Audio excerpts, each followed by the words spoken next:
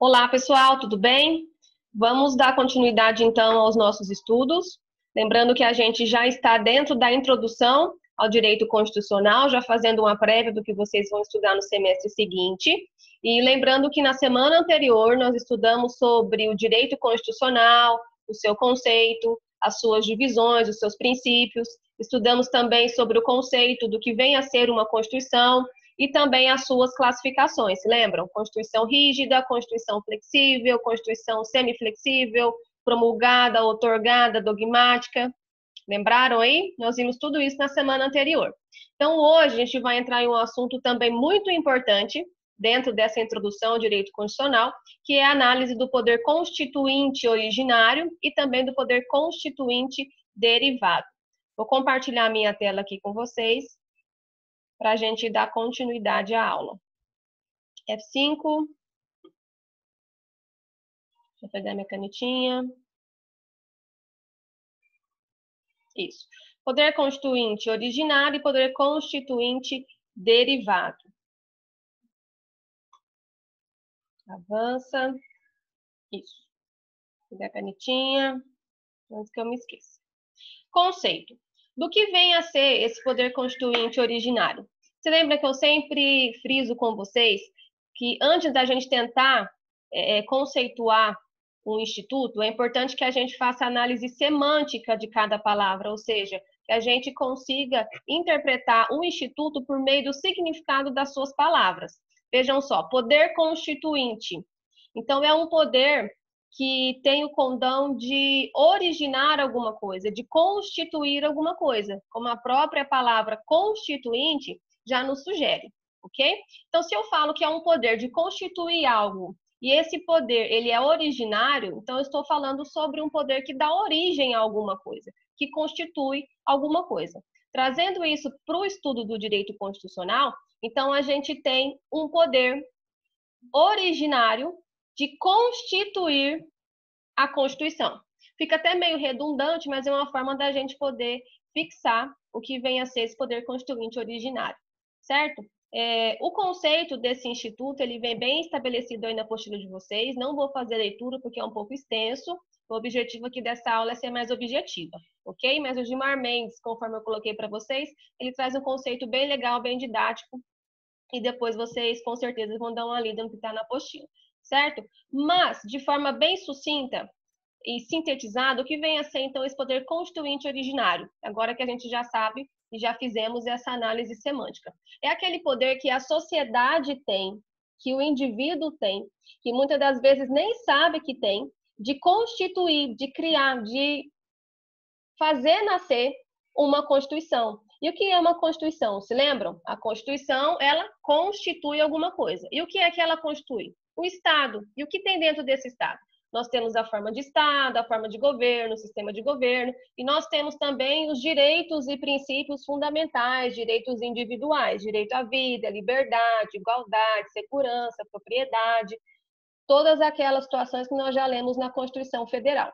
Então, esse poder constituinte originário, ele tem esse condão, esse objetivo de instituir dentro de uma sociedade regras que vão gerenciar tanto as relações entre os particulares, como também entre os particulares e o Estado. Na realidade, o direito constitucional ele tem muito mais interesse nessa parte pública do Estado, prestando assistência aos indivíduos e os indivíduos se valendo dos seus deveres e obrigações com base na Constituição em relação ao próprio Estado e aos indivíduos também, certo? Então, recapitulando, o poder constituinte originário é o poder que eu tenho, que você tem, que nós, enquanto sociedade, temos de a qualquer momento rompermos com o sistema atual constitucional e entrarmos em um novo, ou até mesmo em uma sociedade precária em que não haja ainda uma Constituição, esse poder constituinte originário, que ele nunca cessa, mas ele somente adormece,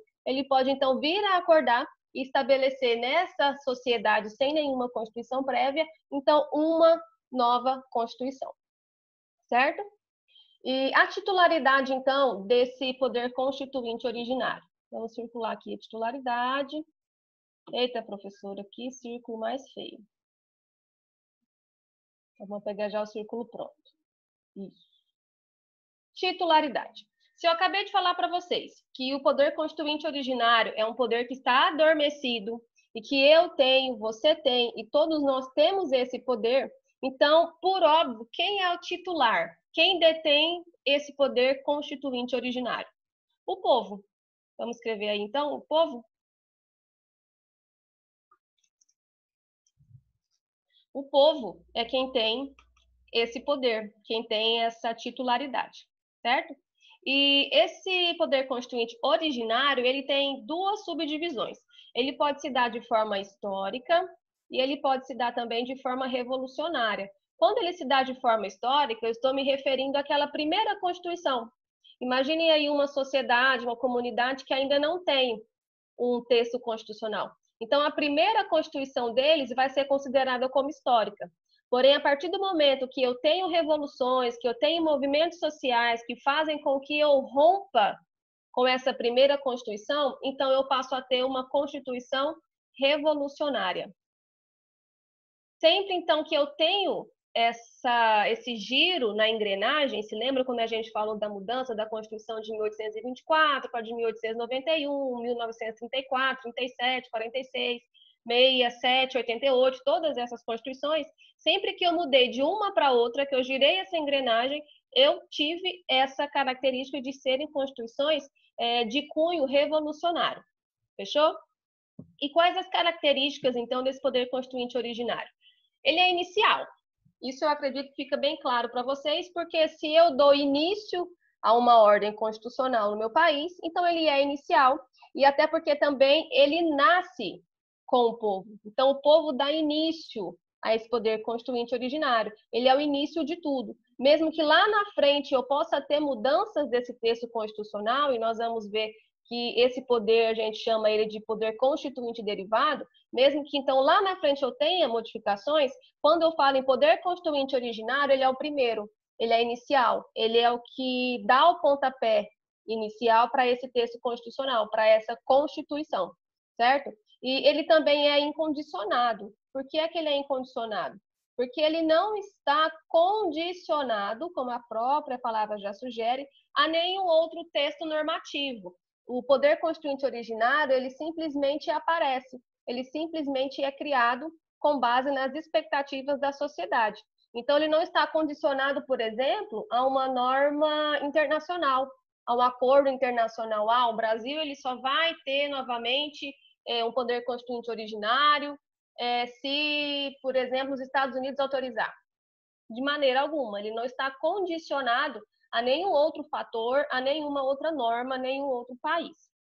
Nesse sentido, nós também temos uma terceira característica desse poder constituinte originário, que é ser o quê? Ilimitado. Ou seja, ele não tem limitação.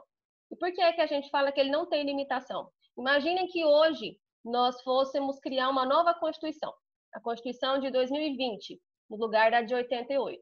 Nós não teríamos limites. Isso aqui é à luz da doutrina, certo? Nós não teríamos limites no seguinte sentido: eu posso colocar a regra que eu, poder constituinte originário, bem entender. Eu posso estabelecer direitos e obrigações que eu, poder constituinte originário, bem entender, porque eu estou originando uma nova carta, certo? Eu estou estabelecendo um novo texto constitucional. No entanto, é importante que a gente traga também o que defende Sayes, um doutrinador jurídico. Ele fala o seguinte, que muito embora o poder constituinte originário não seja limitado, ou seja, ele é ilimitado, ele tem que ter, por óbvio, a limitação por um direito. Se lembram desse direito? O direito natural. Então, ainda que esse poder constituinte originário tenha total liberdade de estabelecer as normas e regras que melhor lhe aprouver, ele tem limitação. Mas por qual limite? Pelo limite do direito natural. Eu não vou poder criar uma regra, por exemplo, em que eu vá decretar, por exemplo, pena de morte a um furto de um leite. Isso não seria razoável, certo? Então, normas nesse sentido, que venham a ferir esse direito natural, de acordo com o Sayes, teria então uma limitação dentro do poder constituinte originário, ok? Mas, via de regra, ele é considerado como um poder ilimitado, tanto então inicial, incondicionado, como ilimitado, certo? Então, a gente fecha aqui poder constituinte originário, lembrando que na apostila tem mais alguns pequenos detalhes com relação a esse tema, tá bom? Vamos lá. Já vimos o poder constituinte originário, que é aquele que origina o texto constitucional, e agora nós vamos ver o poder constituinte derivado. Deixa eu pegar minha canetinha.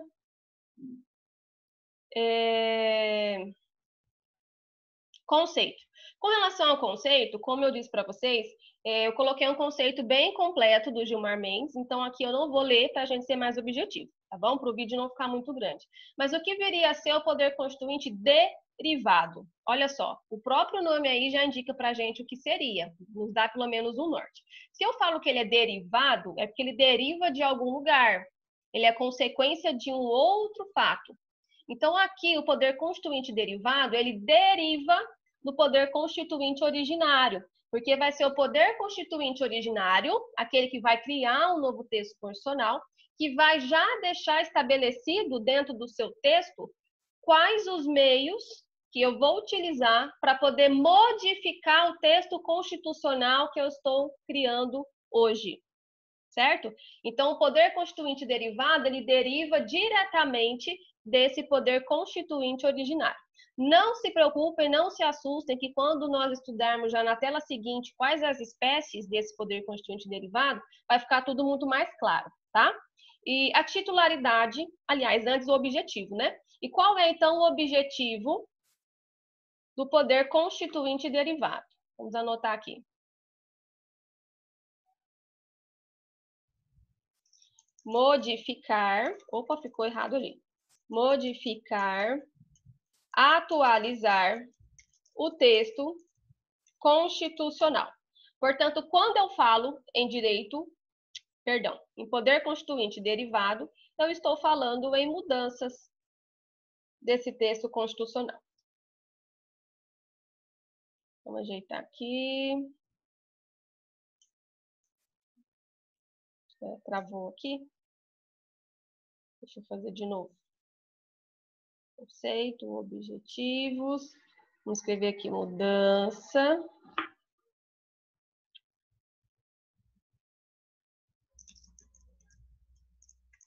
E a alteração do texto constitucional.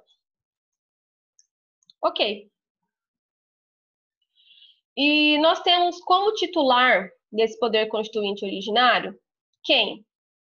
E aí, vamos pensar. Ali nós já vimos que no poder constituinte originário, quem tem esse poder nas mãos é o povo, somos nós. Lembrando que esse poder constituinte originário, ele nunca cessa, tá? Aquele anterior que nós comentamos.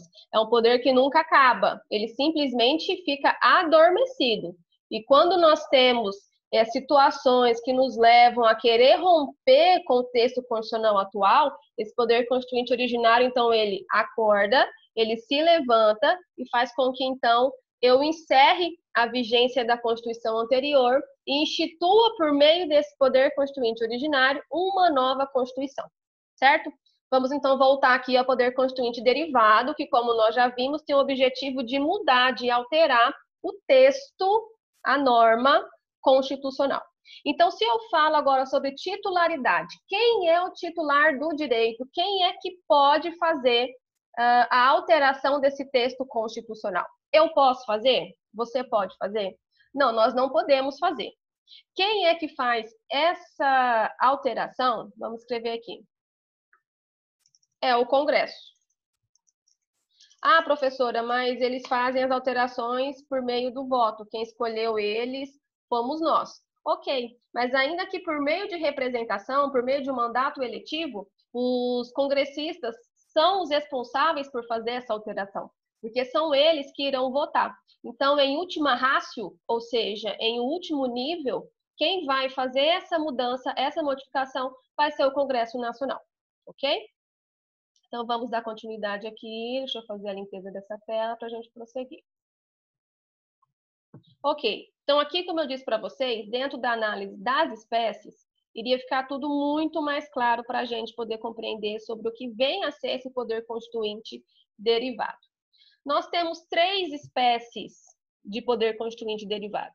Nós temos o poder decorrente, o reformador e o revisor, tá bom? São palavras meio estranhas, mas super simples, tá bom? Olha só.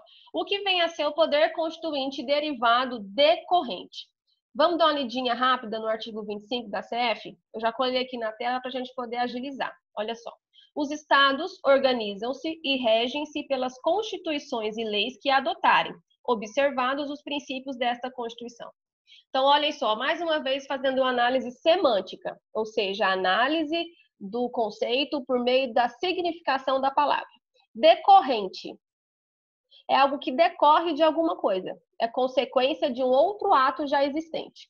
Então, quando eu falo em poder constituinte derivado decorrente, é o poder que decorre aos estados por meio da Constituição Federal para que promulguem as suas constituições estaduais.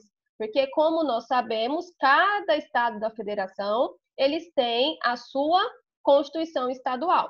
Obviamente que essa Constituição estadual só vai tratar de temas autorizados pela Constituição Federal e vão ser limitadas, inclusive, pelo texto constitucional. No entanto, cada ente da federação tem a sua Constituição estadual. Então, esse poder que o Estado tem de criar, de instituir a sua Constituição estadual, decorre, olha aí a palavrinha, decorre do poder constituinte derivado decorrente, que já está estabelecido no próprio texto constitucional, ok? Então, eu quero falar em poder constituinte derivado decorrente. O que é que eu estou falando? Eu estou falando sobre a prerrogativa dos entes da federação, cada estado, por exemplo, Rondônia, Acre, Amazonas, São Paulo, de criarem o seu texto constitucional estadual com base no poder delegado pela própria Constituição Federal dentro dos limites desse texto constitucional, certo?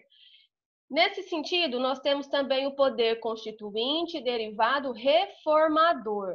O que vem a ser esse poder constituinte derivado reformador? Esse aqui é o que a gente tem que ter mais cautela, porque é o que é o mais cobrado em prova, seja de OAB ou de concurso, e é aquele que tem mais particularidades, conforme nós vamos ver no decorrer das próximas telas.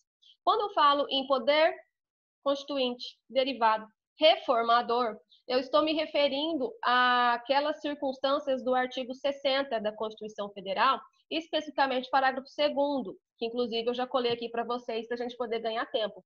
É quando eu quero fazer a alteração do meu texto constitucional. Mas como que eu vou fazer, professor, essa alteração? Por meio, lembram daquele instituto, aquele mecanismo que a gente viu nas aulas anteriores? Por meio das emendas constitucionais. Vamos anotar isso aí? Emendas constitucionais. Professor, então, para eu poder fazer a alteração do texto constitucional, é somente por meio de emenda constitucional? Exatamente. Para eu poder fazer a modificação do texto escrito, da norma redigida no texto constitucional, somente por meio de emenda constitucional. Então, quando eu faço uma emenda, eu estou me valendo desse poder constituinte derivado reformador, porque ele está reformando, ele está alterando, ele está modificando a norma redigida dentro do texto constitucional, certo? E de que forma que vai ser feita, então, a aprovação dessa emenda? Vamos dar uma lida no parágrafo 2º, artigo 60? Olha só, a proposta será discutida e votada em cada casa do Congresso Nacional em 2 turnos, considerando-se aprovada se obtiver em ambos 3/5 dos votos dos respectivos membros. Portanto, esse é o meio pelo qual se faz a votação para a aprovação de uma emenda constitucional. Lembrando que nós já lemos esse parágrafo na aula anterior, quando a gente estava falando sobre constituições rígidas e flexíveis e semiflexíveis, se lembram? Por nós, aqui no Brasil, termos esse meio, esse mecanismo de alteração do texto constitucional, nós somos considerados como uma Constituição rígida, porque é um meio muito mais rígido de modificar o texto do que aquele direcionado, por exemplo, a uma lei ordinária, uma lei complementar. Então, por conta disso, por termos esse sistema do artigo 60, parágrafo 2º, nós temos, então, uma Constituição rígida. Somente uma revisãozinha para vocês relembrarem, certo? E, como sequência, nós temos o poder constituinte e revisor. Esse aqui é o mais tranquilão de todos. Por quê? Esse poder constituinte derivado, revisor, ele foi instituído, obviamente, por meio do poder constituinte originário, lá atrás, quando houve a criação em 88 da nossa atual Constituição. E dentro desse texto de 88, ficou estabelecido que dentro do prazo de 5 anos, perdão, após 5 anos, aliás, depois de 5 anos da entrada dessa Constituição Federal, seriam feitas emendas de revisão, ou seja, iria ser analisado o texto constitucional e verificado se dentro desses 5 anos alguma mudança se fez necessária, ok? Então, lá em 1993, foram feitas, se eu não me engano, 5 ou 6, agora me fugiu da memória, emendas de revisão.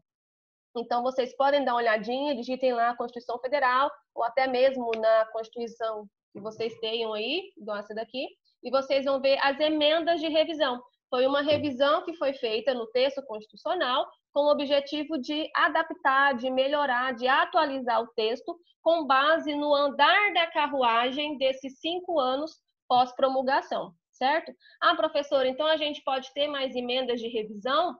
Caso os congressistas percebam que se faz necessária a atualização da norma? Não, nós não vamos ter mais emendas de revisão. As que nós tínhamos que ter, nós já temos e já está no texto constitucional, certo?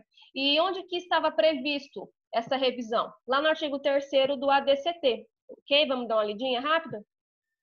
A revisão constitucional será realizada após 5 anos, contados da promulgação da Constituição, pelo voto da maioria absoluta dos membros do Congresso Nacional em sessão unicameral, ou seja, uma Câmara só. Certo? Então, pessoal, fazendo uma revisão rápida e breve sobre essas espécies. Nós temos o poder constituinte derivado decorrente, o poder constituinte derivado reformador e o poder constituinte derivado revisor. Certo? Fechou? Então, vamos prosseguir. Limites. Por que é importante estudar esses limites? Porque eu não posso, enquanto constituinte, aliás, enquanto constituinte não. Constituinte é quem faz a Constituição Federal. Eu não posso, enquanto congressista, enquanto parlamentar, enquanto senador, enquanto deputado, fazer essa alteração do texto constitucional de qualquer forma, quando eu bem entender, quando eu bem quiser. Eu tenho que ter limites. E quais são esses limites?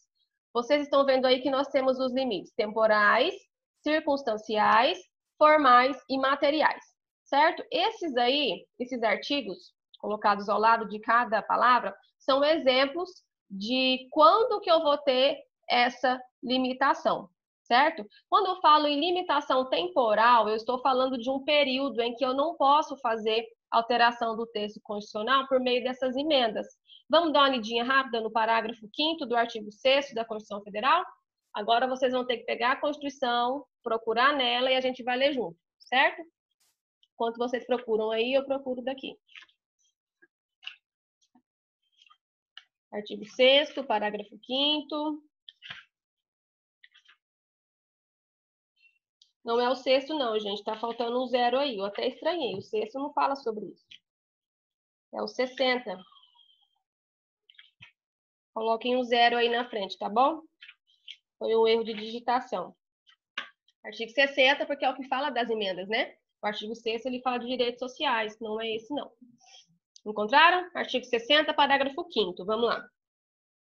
A matéria constante de proposta de emenda rejeitada ou havida por prejudicada não pode ser objeto de nova proposta na mesma sessão legislativa. Então, se eu tive uma proposta de emenda, eu coloquei em votação, certo? A deputada federal, senadora, colocou lá em votação uma proposta de emenda e ela foi rejeitada. Então, ela vai ter que observar esse lapso temporal, ou seja, esse período que o artigo 60, parágrafo 5º, estabelece como limite para que ela coloque novamente esse assunto em votação. E qual é esse tempo que a Constituição estabeleceu? Uma sessão legislativa, que tem o período de 1 ano, certo? Então, nesse período, esse tema, esse assunto, essa proposta não vai poder ser colocada em votação. Então, eu tenho aí uma limitação pelo tempo. Perceberam? Eu vou ter um limite de tempo, eu vou ter esse 1 ano a respeitar, para poder, então, novamente colocar essa proposta em votação, certo? Alguns países, eu coloquei para vocês vários exemplos na apostila, eles, por exemplo, estabelecem que após a entrada em vigência da Constituição, ela somente vai poder ser alterada dali 10 anos, por exemplo. Isso também é uma limitação temporal, porque eu coloquei um limite de tempo, certo? Então, sempre que eu coloco limite e eu estabeleço esse limite por meio de um tempo, de dias, de meses, de anos, eu estou tendo, então, uma limitação temporal, ok? E prosseguindo, nós temos também a limitação circunstancial. Vocês já leram aí, então vai ser o artigo 60, parágrafo 1º, a título de exemplo, antes da gente entrar no conceito. Olha só, artigo 60, parágrafo 1º. Já encontraram aí? Olha só. A Constituição não poderá ser emendada na vigência de intervenção federal, de estado de defesa ou de estado de sítio. Nós bem sabemos que essas situações, intervenção federal, estado de defesa, estado de sítio, são circunstâncias, olha aí a palavra, limite circunstancial, olha só, são circunstâncias que o país vai estar passando, vai estar enfrentando, que não vão autorizar a realização de emendas constitucionais. A gente sabe que quando tem uma intervenção federal, um estado de sítio, um estado de defesa, é porque o país está enfrentando situações muito complexas, muito difíceis, certo? Então, sempre que nós tivermos qualquer um desses institutos vigentes no país, seja intervenção federal, seja estado de sítio, seja estado de defesa, nós não vamos poder fazer emendas constitucionais. A gente não vai poder modificar o texto da Constituição. Então, eu tenho uma limitação, mas é por tempo? Não é por tempo, porque eu não sei quanto tempo vai durar essa situação, mas é devido ao que? Uma circunstância. Então, sempre que eu tiver essa circunstância dentro do contexto social, então eu vou ter essa limitação. Eu não vou poder fazer uma emenda constitucional, ok? Agora, com relação à limitação formal, vamos dar uma lidinha no artigo 60. A gente só vai ficar no 60, tá? O que diz o caput do 60 e os seus 3 incisos. Olha só. A Constituição poderá ser emendada mediante proposta. Inciso 1º. De 1/3, no mínimo, dos membros da Câmara dos Deputados ou do Senado Federal. Inciso 2º. Do Presidente da República. Inciso 3º. De mais da metade das Assembleias Legislativas das unidades da Federação, manifestando-se cada uma delas pela maioria relativa de seus membros. Certo? Isso aqui é um dos requisitos formais para que a emenda à Constituição ela possa ter validade à luz da Constituição. Certo? Então, isso é um limite formal. Por exemplo, olha só, aqui diz quem é que pode encaminhar essa proposta. Qualquer indivíduo pode? O PGR, por exemplo, Procurador da República, ele pode? Os 3 incisos aqui, eles citam quem? 1/3 dos membros da Câmara dos Deputados ou do Senado Federal. Cita também o Presidente da República e cita mais da metade das Assembleias Legislativas das unidades da Federação, manifestando-se cada uma delas pela maioria relativa de seus membros. Então, por exemplo, se o PGR, se o Aras, né, nosso atual PGR, ele tomar a iniciativa de propor uma emenda à Constituição, isso vai ser válido? À luz do texto constitucional, à luz do que nós acabamos de ler no artigo 60? Obviamente que não. Então, nós temos aí uma limitação formal, é na forma. Como que vai se dar essa emenda? Certo? Além disso, nós também já lemos nos artigos anteriores, nos parágrafos anteriores, que tem que ter uma votação determinada. Como que é? Em 2 turnos, não é isso? Com voto de 3/5 dos congressistas. Então, se eu tiver, por exemplo, um turno só, ou 1/3 dos parlamentares, eu vou estar infringindo essa formalidade da norma. Porque o texto constitucional exige que eu siga esses requisitos, que eu siga esses parâmetros para poder, então, estabelecer uma emenda constitucional. Então, eu tenho esses limites formais com relação à forma. Fechou? E aí, quando eu falo, então, em limitação material, eu tenho certeza que vocês já vão imaginar mais ou menos o que seja. A limitação material é quando eu falo da matéria, certo? Quando eu falo, por exemplo, do texto. Será que eu posso mudar qualquer parte da Constituição, qualquer artigo, qualquer parágrafo? Eu não tenho limite? Não, nós temos limites também. E esses limites são chamados de limites materiais. Olha só o que diz o artigo 60, parágrafo 4º. Não será objeto de deliberação a proposta de emenda tendente a abolir. Abolir o quê? A forma federativa de Estado. Então, se eu tiver uma emenda constitucional que tenha por objetivo modificar a forma federativa de Estado, porque nós não somos um Estado unitário, se lembram? Vai ser considerada materialmente inconstitucional. Ah, professora, mas é uma proposta que foi encaminhada, foi encabeçada, por exemplo, pelo presidente da República. E o artigo 60, inciso 2º, ele autoriza o envio de uma proposta pelo presidente da República. Sim, só que eu não estou falando de limite formal, eu estou falando de limite material. Não basta que eu respeite as formalidades, eu também preciso respeitar o conteúdo da norma, eu não posso modificar tudo o que eu quiser. Então, mesmo que eu esteja dentro dos parâmetros formais, por exemplo, de votação, de quem que apresentou essa proposta, eu tenho também que respeitar a matéria, o conteúdo. Então, nós já vimos que se falar de forma federativa de Estado, não vai poder passar, porque vai ser inconstitucional. Além disso, nós também não podemos tratar por meio de emenda constitucional sobre a abolição do voto direto, do voto secreto, do voto universal e do voto periódico. Aí eu pergunto para vocês, e do voto obrigatório? Eu posso mudar?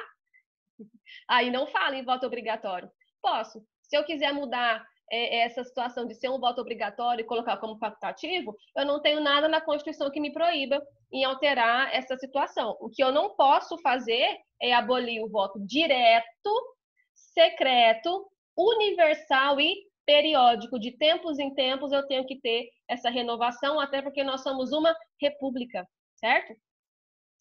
Também não pode ser objeto de deliberação a emenda tendente a abolir a separação dos poderes, certo? Aqui é a tripartição de Montesquieu, ela impera sem choro e nem vela. Nós não podemos modificar a separação dos poderes esculpida já aqui no nosso texto constitucional, certo? E, por fim, nós também não podemos qualquer tipo de emenda que tente abolir os direitos e garantias individuais, o direito à liberdade, à vida, direito de expressão, segurança, alimentação, ok? Então, isso são limitações materiais, porque eu falo sobre a matéria, ok? Vamos continuar já caminhando para o final da aula. Lembrando, pessoal, que na apostila tem mais detalhes, mas aqui eu busco ser objetiva e ainda assim o nosso vídeo ele fica um pouco extenso, né? Mas é para vocês poderem compreender o conteúdo de uma forma mais dinâmica, certo? Vamos lá, então, para o último assunto. Nós vimos até aqui, deixa eu ver se é a última tela, é a última tela. Nós vimos até aqui meios de modificar o texto constitucional, ou seja, a escrita. Eu vou mudar o que está escrito no texto da Constituição. Só que eu tenho um mecanismo chamado de mutação constitucional, certo? E o que seria essa mutação constitucional? Como eu disse, tem na apostila de vocês o conceito, mas eu vou falar aqui de forma breve. A mutação constitucional, pessoal, se dá em razão do seguinte: é sabido que a sociedade ela evolui com o passar do tempo, ela se atualiza, ela se modifica. Então, não seria razoável que nós tivéssemos, por exemplo, o mesmo texto constitucional de 88 cru, da forma que foi estabelecida. Nada mais justo, dentro de um sistema democrático, que sempre que seja necessário fazer atualização, que seja feito. Com o objetivo quê? De melhorar a comunidade, melhorar a qualidade de vida da sociedade, o sistema constitucional como um todo, as instituições, o poder estatal, certo? Então, quando eu estou de frente de uma alteração, de uma atualização, em que eu preciso fazer a alteração do texto, da redação do texto constitucional, eu faço isso por meio das emendas, lá no Poder Constituinte derivado reformador. Como também nós já fizemos por meio do Poder Constituinte derivado revisor ou de revisão, quando lá em 1993 nós fizemos essas revisões. Mas até então nós falamos tão somente de modificação do texto constitucional, ok? Agora, é sabido que nós temos uma corte constitucional, nosso Supremo, o STF. E nós sabemos que o Supremo, eles dão interpretação algumas vezes que não refletem inicialmente o que o texto está querendo dizer. Mas não porque o texto não sabe o que diz ou porque o STF quer inventar moda. Não, é porque a nossa sociedade ela caminha, ela evolui.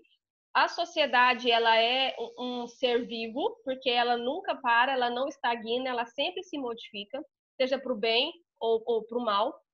Não temos como contestar isso. E com base nessas atualizações, o Supremo Federal ele acaba fazendo essa adequação. Ele adequa a realidade social ao texto da norma. Então, quando eu falo, por exemplo, em modificação do texto pela via formal, eu estou falando do quê? Eu estou falando das emendas, certo? Porque está formalizado, está escrito. Agora, quando eu falo em via informal, eu estou falando da mutação constitucional, que nada mais é do que a alteração da interpretação dada à norma constitucional, sem que eu precise fazer a mudança do texto. Eu faço somente a alteração da interpretação, certo? Então, eu não quero, por exemplo, mais dar a interpretação dada até 2019 para um determinado tema, porque eu já percebi que a sociedade mudou. A sociedade caminhou em outro sentido. Mas eu não preciso esperar que o congressista, que sabe-se lá se ele está interessado nesse assunto, eu não preciso esperar que ele tome essa iniciativa, se eu, enquanto Supremo, fui provocado a dar uma resposta à sociedade, certo? E como que isso se dá? Exemplo, vou dar um exemplo clássico para vocês. O nosso texto constitucional, ele diz que é reconhecido como entidade familiar, aliás, é reconhecida como entidade familiar a união entre o homem e a mulher, certo? Literalmente falando, o que é que a Constituição diz? Que é reconhecida como entidade familiar o homem e a mulher. Aí eu pergunto para vocês, e a união homoafetiva? Não está descrito ali a união entre mulher e mulher ou entre homem e homem. Ali está muito claro, união entre homem e mulher. Mas e aí? A minha sociedade de 88 não é a mesma de 2020, por exemplo. Naquela época, embora alguns constituintes tentassem incluir essa atualização no texto constitucional, quem tiver interesse pode ouvir a Assembleia Constituinte da época, tem na internet, no Google, e alguns falavam o seguinte: sim, nós temos que colocar no texto, só que a nossa sociedade ela ainda não está preparada para isso, infelizmente. Então, se lá em 88 tivesse sido colocado, inserido esse tipo de união no texto constitucional, talvez tivessem tido ali rebelações e resistências com relação a isso, talvez até chamassem os congressistas da época de qualquer adjetivo a não ser pessoas sensatas, certo? Então, percebam, a sociedade caminhou, passou-se aí vários anos, certo? E foi necessário que o STF, quando foi provocado a se manifestar sobre esse assunto, ele fizesse a atualização da interpretação dada a essa norma. Só que ele não mudou o texto, ele mudou a interpretação. A partir de então, todos os tribunais abaixo do STF começaram a dar a mesma interpretação. Então, eu tenho aqui um casal homoafetivo, pessoas do mesmo sexo, são casadas, e eu, enquanto Estado, vou reconhecer essa união como válida. Vocês vão ter o direito de serem reconhecidos como um casal e vocês vão ter o direito, por exemplo, à herança, vocês vão ter o direito, quando se separarem, de fazer a separação de bens, porque vocês, a partir de hoje, são reconhecidos como casais iguais àqueles estabelecidos na Constituição Federal, que dizia somente homem e mulher. Perceberam? Lá, quando eu falo pela via formal, eu falo de emenda, porque eu estou falando é um poder constituinte derivado reformador, ou de reforma. Lá eu mudo o texto constitucional. Aqui não, aqui eu não mudo o texto. Aqui eu mudo somente a interpretação dada à norma constitucional. Então, sempre que eu estiver de frente de uma alteração de interpretação, sem modificação de texto, o que é que eu vou ter? Eu vou ter uma mutação constitucional. Perceberam? E, por fim, quais são os limites dessa mutação constitucional? O primeiro deles é com relação às possibilidades semânticas. Vamos lá.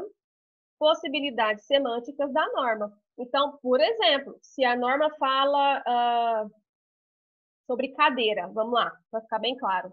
Não vai ter como o interpretador da norma falar que ali está escrito porta, porque está escrito cadeira, certo? No entanto, dentro dos limites de interpretação, ele vai poder adequar à sociedade atual. No entanto, ele não tem como fugir muito do que está escrito na norma, certo?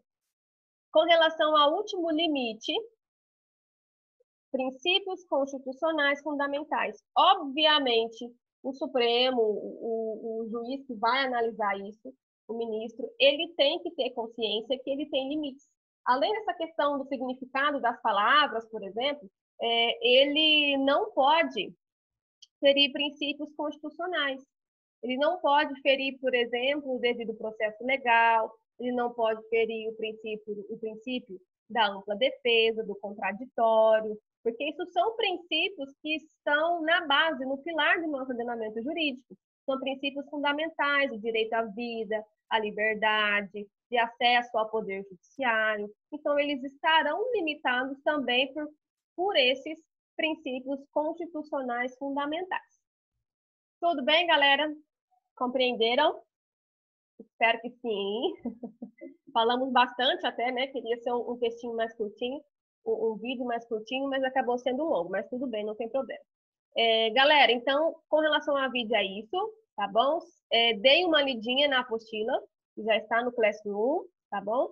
E qualquer dúvida, me procurem, certo? Esse foi o nosso penúltimo tema. Semana que vem a gente entra na eficácia da norma constitucional e aí a gente encerra o conteúdo a ser ministrado e aí na outra semana já é a nossa apresentação sobre os pensadores políticos, ok? Espero que tenham gostado, então até a próxima. Beijo!